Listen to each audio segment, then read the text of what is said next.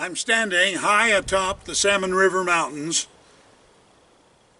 just on the southern edge of the Salmon River, outside an area where another gold strike was made in the state of Idaho, just a little to the west of Warrens, Idaho. I stopped here because behind me lies a pond of water called a dredge pond. The miners came through and placer mined the surface gold in the bottom of the creeks. After then they brought in by animals, by pack train, mule train, the dredges. They were all unassembled, packed in packs on mule back, and brought in from further north, reassembled, and these dredge ponds, like behind me, eventually filled with water, and during floods fish washed over in there, and there was great trout fishing in these ponds.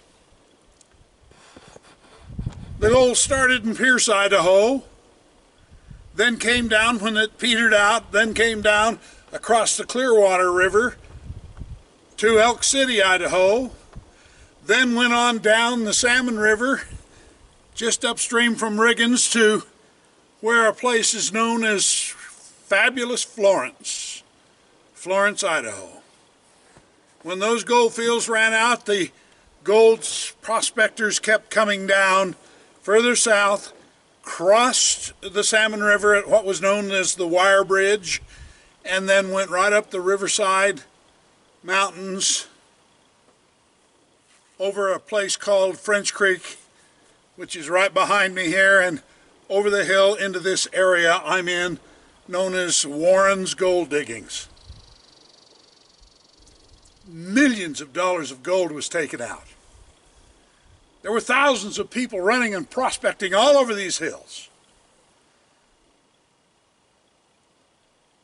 They placered, washed the gold in a pan, and then brought in the dredges, and they dredged all the creek bottoms, and hence these big piles of river gravel, river bottom, riverbed rock was piled out at the end of the dredge. And when those workings were complete and all the gold they thought could be taken out, they moved on further in the chain of gold fields that started in northern Idaho and moved all the way to the southwest end of the state. And after the dredges left, the Chinese mining force, labor force came in and patiently hand-washed again, re-washed most of this gravel and took out millions more. They could make more money doing that than they could by trying to find a job at a local laundry or restaurant. There's great history here if you know it, and if you're listening you can probably hear the clanking of equipment, the yelling of orders and demands. But even after the gold field was closed and all mining operations moved further to the south in Idaho, there left a mark of their path.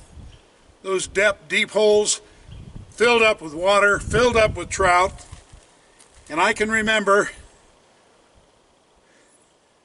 over 65 years ago, standing on the edge of this very pond, as a little 5- and 6-year-old boy casting a spinning rod with a lure on it right out behind me and catching a big trout. 5-year-old boy in the center of Idaho. I love this country. I love its people, its places, and it was a springboard that began to slowly move its full length and created tremendous wealth as a result. What you're doing right now today with your life has great and glorious future benefit to people you may never even know or meet.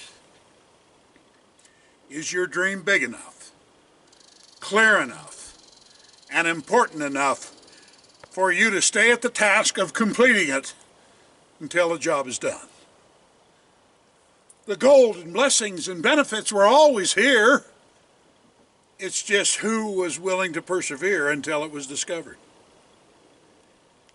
There's gold in your life in one form or another for those that run and not be weary, who walk and not grow faint, who rise up with wings like eagles and continue to persevere doing the necessary work requirements to achieve their personal success. You are important, you are somebody, you have what it takes, but you got to pull it out of deep within you, and you got to go to work. And never, ever quit. Peace and love to all of you. Papa Bear.